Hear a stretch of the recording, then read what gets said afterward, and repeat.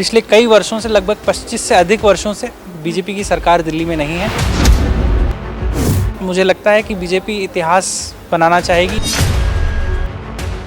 भाजपा का जो इस बार का मैनिफेस्टो है दिल्ली में जीत हासिल करने के लिए, वो बहुत हद तक आम आदमी पार्टी की कॉपी है।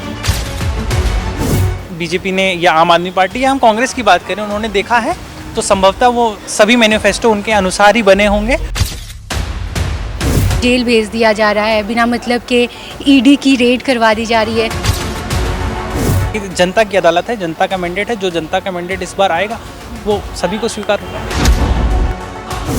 नमस्कार, द समर न्यूज़ देख रहे हैं आप और मैं हूं आपके साथ लवली कौर। दिल्ली में इस वक्त कड़कड़ाती ठंड है, वहीं चुनाव की सरगर्मियां हैं कि दिन प्रतिदिन बढ़ती जा रही हैं। ऐसे में इस वक्त मैं दिल्ली में कनॉट प्लेस में मौजूद हूं और वहां पर आज खास बातचीत करेंगे। शो का हमारे नाम है कनॉट प्लेस में चुनाव की चर्चा। तो इस वक्त चुनाव की चर्चा पर मेरे साथ एक बहुत ही खास शख्स मौजूद हैं, विवेक शर्मा जी। इनका मैं स्वागत करती हूँ। ये एक सीनियर एडवोकेट है और पॉलिटिकल एनालिसिस्ट है। तो बहुत बहुत स्वागत है सर। धन्यवाद। क्या लगता है, चुनाव की सरगर्मियाँ दिन प्रतिदिन बढ़ती जा रही है, तो कैसा माहौल बन रहा है इतनी सर्दियों में? देखिए, दिल्ली का जो चुनाव है वो एक तरीके से देश के दिल का चुनाव है जी। तो जब हम दिल्ली के चुनाव की बात करते हैं तो कहीं ना कहीं हर एक व्यक्ति, देश का हर एक तबका इस चुनाव से जुड़ा होता है। और ये चुनाव चाहे भले ही इस दिल्ली में हो रहा हो, लेकिन इसकी चर्चा पूरे देश में हो रही होती है। तो दिल्ली का चुनाव बहुत महत्वपूर्ण हो जाता है लोकतंत्र को सशक्त करने के लिए। और क्योंकि दिल्ली एक ऐसी जगह है जहाँ पे सभी वर्ग के लोग, सभी जगह के लोग रहते हैं, तो दिल्ली का चुनाव काफ़ी अहम है। और जिस तरीके से इस बार तीसरी बार आम आदमी पार्टी प्रयास कर रही है कि सरकार बनाए, तो देखते हैं क्या होना है। दिल्ली की राजनीति में हमेशा ही बहुत उतार चढ़ाव होते आए हैं, पर इस बार बीजेपी है, बहुत सारे ताने भी कस रही है आम आदमी पार्टी को और ये भी कह रही है कि इस बार 50 से ज़्यादा सीटें हम लेकर जाएंगे। देखिए, कहीं ना कहीं आम आदमी पार्टी, क्योंकि लगातार 3 बार उनकी सरकार रही है, तो एक एंटी इनकम्बेंसी का असर तो रहता ही है। साथ ही जो हाल ही में घटनाएं हुई जिसमें केजरीवाल जी को जेल जाना पड़ा, उनके डिप्टी सीएम को जेल जाना पड़ा, कई मंत्रियों को जेल जाना पड़ा, उन सभी चीज़ों का प्रभाव तो जनता के ऊपर रहेगा। बाकी जनता का जो फीडबैक है वो भी बहुत महत्वपूर्ण हो जाता है। भारतीय जनता पार्टी इस बार अपना पूर्ण प्रयास कर रही है कि इस बार दिल्ली में एक अच्छी सीटों के साथ वापस आए, क्योंकि पिछली बार काफ़ी कम सीटें आई थी तुलनात्मक। और पिछले कई वर्षों से, लगभग 25 से अधिक वर्षों से बीजेपी की सरकार दिल्ली में नहीं है। तो मुझे लगता है कि बीजेपी इतिहास बनाना चाहेगी। इस बार जो मैंडेट आएगा उससे जो जनता का मानस है उससे पता लगेगा और शायद इस बार भाजपा सरकार बना सकती है। आपको नहीं लगता भाजपा का जो इस बार का मैनिफेस्टो है दिल्ली में जीत हासिल करने के लिए, वो बहुत हद तक आम आदमी पार्टी की कॉपी है? देखिए, क्या होता है कि जब हम चुनाव की बात करते हैं तो चुनावों की बात होती है, चुनाव एक तरीके के कंपटीशन हो जाते हैं। जब हम मैनिफेस्टो की बात करते हैं तो हर एक पार्टी ऐसा विचार करती है कि मैनिफेस्टो जो वो बना रही है वो दिल्ली की जनता के मन का मैनिफेस्टो बने। जी। तो उसी कड़ी में हर पार्टी प्रयास करती है कि हम मैनिफेस्टो बनाएं।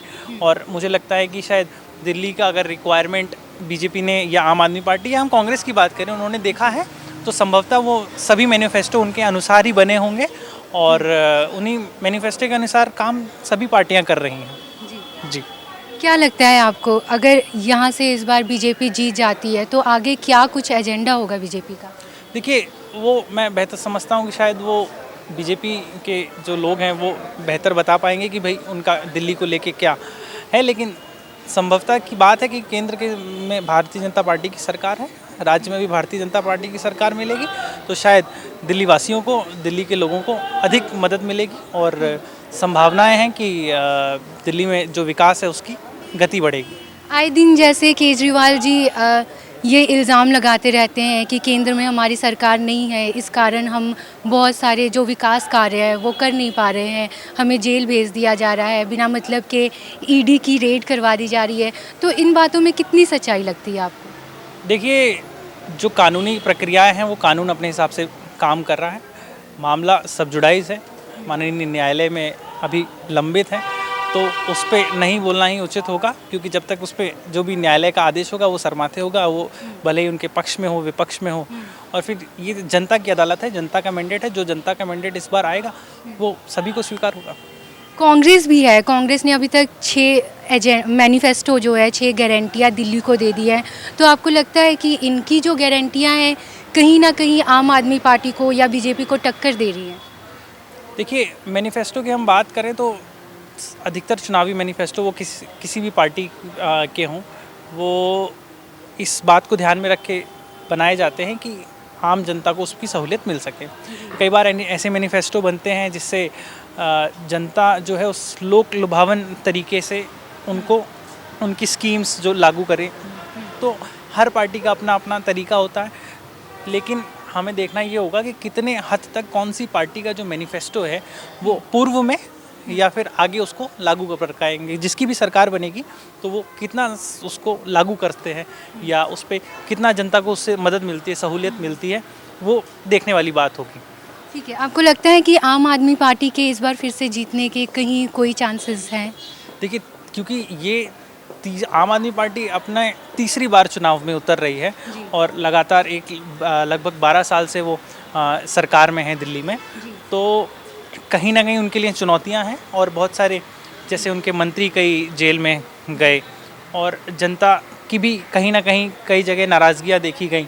यमुना साफ की बात हुई थी दिल्ली के लिए, तो कहीं ना कहीं अभी वो भी धूमिल है कि यमुना साफ नहीं हुई है। और ऐसे कई मुद्दे हैं जिसमें जो आम आदमी पार्टी के लिए चुनौती हैं। तो मुझे लगता है कि शायद इस बार भारतीय जनता पार्टी को इस बात का फ़ायदा भी मिलेगा और जिस तरीके से भाजपा ने अपना पूरा जोर लगाया है इस चुनाव को लेके, तो शायद इस बार कहीं बीजेपी को इसके लिए फ़ायदा मिलने की संभावना है। आप खुद एक एडवोकेट है, सीनियर एडवोकेट है, तो इस चीज़ को हम किस नज़र से देख सकते हैं कि अभी अरविंद केजरीवाल जी पैरोल में हैं, अगर वो चुनाव जीत जाते हैं, बात ये भी हो रही है कि वो मुख्यमंत्री भी बन सकते हैं दोबारा? बिल्कुल मुख्यमंत्री बन सकते हैं, लेकिन माननीय न्यायालय ने कुछ शर्तें उनके क्योंकि पिछले कार्यकाल में रखी थी, तो जितनी भी एजेंसियां हैं जो इसमें काम कर रही हैं वो संभवतः माननीय न्यायालय को अपना वाद रखेंगे। उसके हिसाब से हो सकता है माननीय न्यायालय उसमें कुछ शर्त लगाए। केजरीवाल जी पहले तो अभी चुनाव होना आवश्यक है, उसके बाद मुख्यमंत्री कौन रहता है नहीं रहता है ये अलग विषय रहेगा। और बाकी माननीय न्यायालय क्योंकि उसमें हस्तक्षेप है, तो न्यायालय के विषय में जैसा वो चाहेंगे वैसा सर्वोपरि होगा मेरे ख्याल से। तो ये थे हमारे साथ विवेक शर्मा जी, जो कि सीनियर एडवोकेट है और पॉलिटिकल एनालिसिस्ट हैं। खास बातचीत की हमने विवेक शर्मा जी से। तो इसी तरह आपके साथ बने रहेंगे, दिल्ली की राजनीति पर चर्चा करेंगे। आप हमारे साथ बने रहें।